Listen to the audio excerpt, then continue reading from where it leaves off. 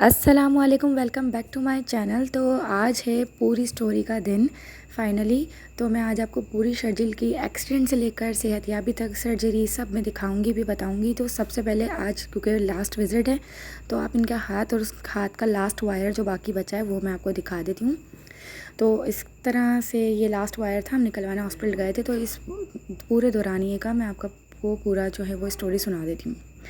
तो दिन था 22 अगस्त की रात 10 बजे के करीब का वक्त था जब बहुत शदीद किस्म का शर्जिल का एक्सीडेंट हुआ था, जिसमें उनकी 2 फिंगर्स बहुत सीरियस तरीके से डैमेज हुई थी, जिसमें से एक की हड्डी बहुत बुरे तरीके से ब्रेक हो गई थी।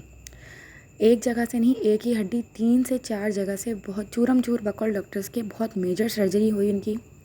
दूसरी फिंगर की हड्डी बच गई थी मगर वो भी लटक गई थी तकरीबन, क्योंकि मैं उनकी तकरीबन बैंडेजेस कर रही थी। तो बहुत हौसले से मत इस पूरे वाक़ये ने, इस हादसे ने मुझे बहुत हौसलामंद बना दिया। 22 तारीख की रात को ये हुआ। 23 तारीख की शाम 5 बजे शर्जिल घर आए। सर में टाँके थे और हाथ में स्टिचेस। फिंगर इनको पता ही नहीं था उस वक्त कितनी सीरियस डैमेज हो चुकी है, क्योंकि जिस हॉस्पिटल ये गए थे इंतहाई घटिया, वहाँ पर सही तरीके से इनका इलाज नहीं हुआ। वो तो बाद में मुझे पता चला। अब सीन यह था कि 22 अगस्त का दिन और जो है 24 अगस्त को मेरी सिस्टर का माई हो। तो उस दौरान क्या हुआ, मेरी बहन की शादी की वजह से हम ज़्यादा तवज्जो के साथ, हालांकि मैं देख रही थी तवज्जो से, लेकिन ये ख़ुद तवज्जो नहीं दे रहे थे अपनी इस सीरियस कंडीशन पर। बस पेन के साथ गुजारा करते हुए, मुस्कुराते हुए डॉक्टर के पास चेकअप करवा रहे। और हमें एक इंतहाई उल्लू का पट्टा डॉक्टर मिला जिसने कहा कि हम आपकी फ़िंगर को दूसरी वाली को नहीं दे सकते जब तक पहली वाली ठीक नहीं हो जाएगी, क्योंकि अगर आपको पहली वाली फ़िंगर ठीक करनी है और अगर आपने दूसरी वाले को छुड़वा लिया तो आपका हाथ ख़राब हो जाएगा, ज़ाया हो जाएगा, काटना पड़ेगा। जब ये बात मेरे सामने डॉक्टर ने बोली तो मेरा पहला तो दिल चाह का मैं मुँह तोड़ दूँ, लेकिन फिर मुझे पता चला वो डॉक्टर ही नहीं है, वो कोई था डैश। खैर उसके बाद हम लोग आगा खान चेकअप करवाने गए तो उनकी उसी दिन एमरजेंसी में इनकी अल्हम्दुलिल्लाह सर्जरी हुई। बहुत मेजर सर्जरी। डॉक्टर ने बताया ये जो आज बैठे हुए आराम से फ़ोन वगैरह यूज़ कर रहे हैं, तो ये अच्छा, जब आगा खान में इनकी सर्जरी से एक रात पहले मैं इनको किसी और हॉस्पिटल लेके गई थी अपने साथ ही। तो वहाँ पर इनकी एक सर्जरी ऑलरेडी रात में हो गई थी। लेकिन वो क्या था, वो ऊपर से बिठाने की कोशिश करते हैं, सर्जरी नहीं कहूँगी उसको मैं, क्या डॉक्टर ने बिठाने की कोशिश की हड्डी। फिर जब उसी बड़े डॉक्टर ने देखा तो उनके हाथ की हड्डियाँ 3 जगह से ब्रेक हुई हुई थी। फिर उसने ही रिकमेंड किया था कि हमें आगा खान ज्वाइन करना चाहिए, हम वहाँ जाकर ही वो अच्छा ज़्यादा आपका केयर करेंगे। इस वक्त मैं आगा खान में ही हूँ। फिर उसके बाद वहाँ गए तो उन्होंने तो इनका बहुत ही इमरजेंसी में ऑपरेशन कर दिया और बहुत ज़बरदस्त इन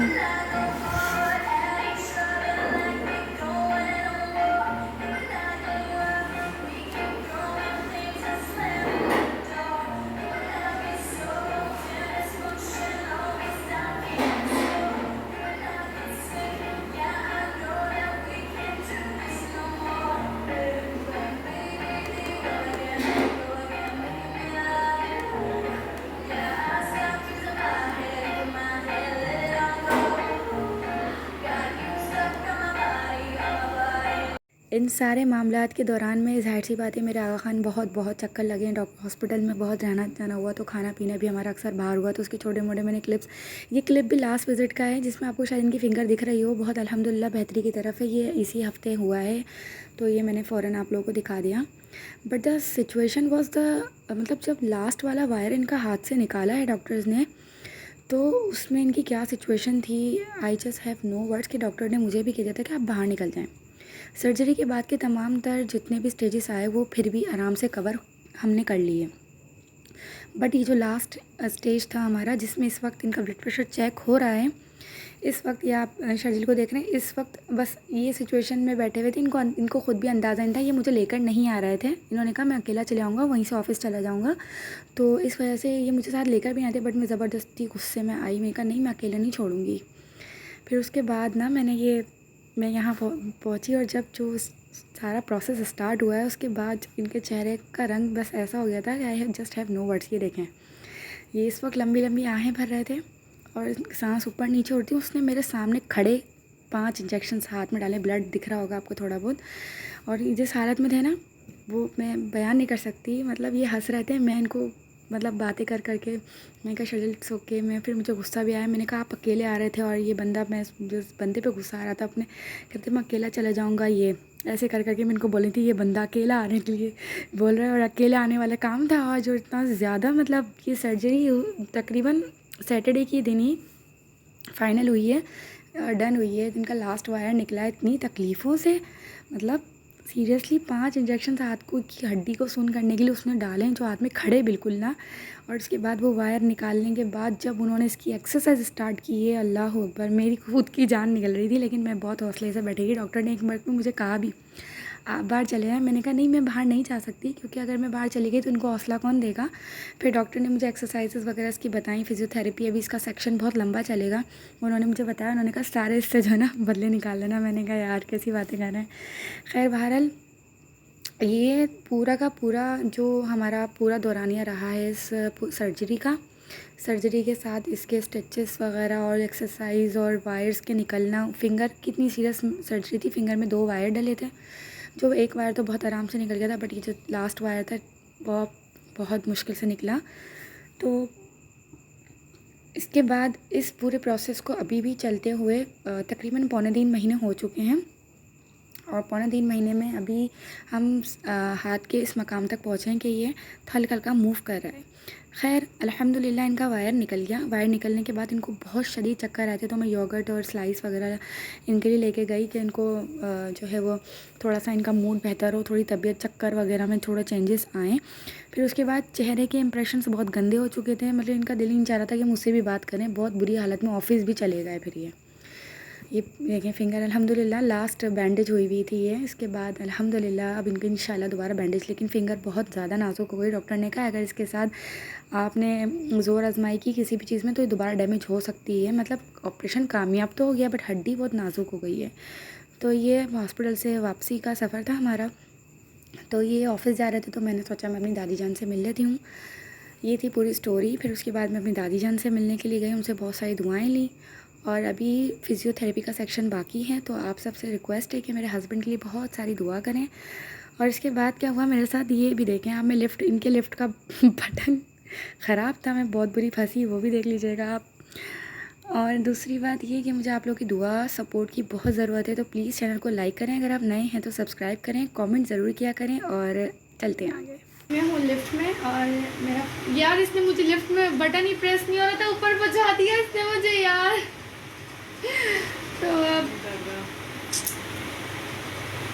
मुझे जाना है 3rd फ्लोर पर। ये प्रेस कर रही हूँ, प्रेस ही नहीं हो रहा। फिर मैंने अभी 4 दबाया कि 1 फ्लोर में खुद पैदल चलते जाना पड़ेगा। अरे दब जाओ नहीं हो रहा।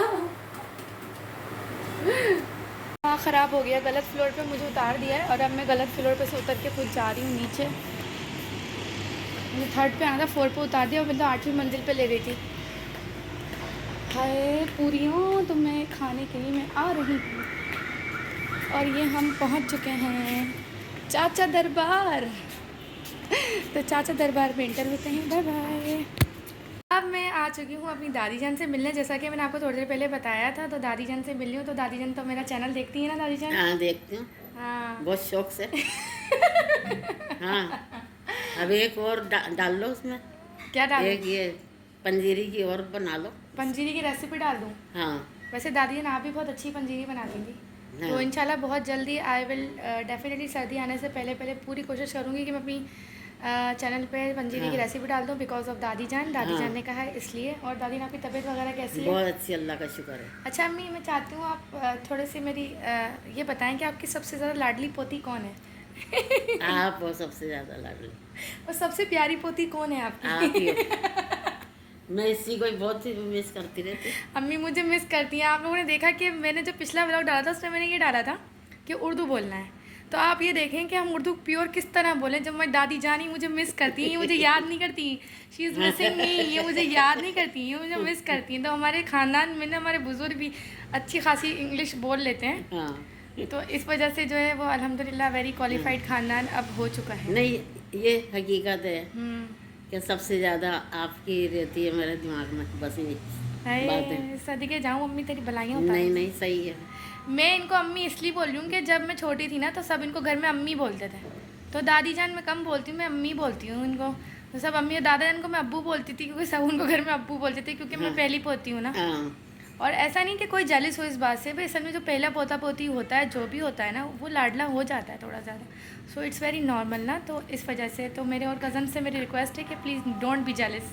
नहीं नहीं, अभी भी सभी अम्मी, वो तैयबा तो अम्मी कहती है आगे, हाँ तैयबा और तैयबा कहती है, मैं और शमीर, आप, शमीर, तलहा, बहुत लोग अम्मी और कहते हैं। काफ़ी लोग अम्मी अम्मी कहते हैं। अच्छा, ये छोटे के बच्चे हैं, हाँ, रानिया, ये तीनों, वर्दा हाँ। और वो ज़ैनब, जैनब, वर्दा, अयान, ये सुफियान। सब अम्मी कहते हैं सब। तो जैसे कि आज अम्मी ने मेरे तमाम तर कज़न्स के नाम भी यहाँ खोल के रख दिए हैं मेरे व्लॉग के अंदर। हाँ तो ये व्लॉग इंशाल्लाह ताला कल चैनल पे आ जाएगा। और आज 11वीं शरीफ है, 11वीं शरीफ हाँ, का दिन है।